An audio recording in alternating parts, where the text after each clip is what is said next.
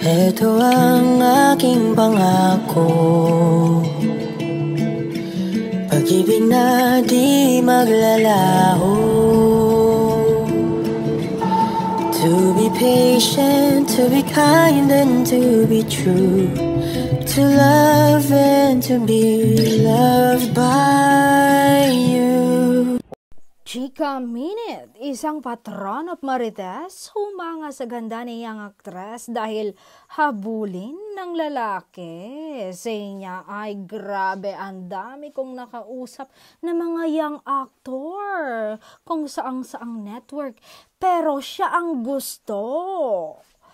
Siya'y hinahangaan sa kanyang kagandahan at kabaitan. Kahit hindi pa nga nila nakikita in person ng mga young actor, ang young actress ay bet na raw nila. Ang dalaga, jojowain na raw nila. Yan ang sabi ng Marites.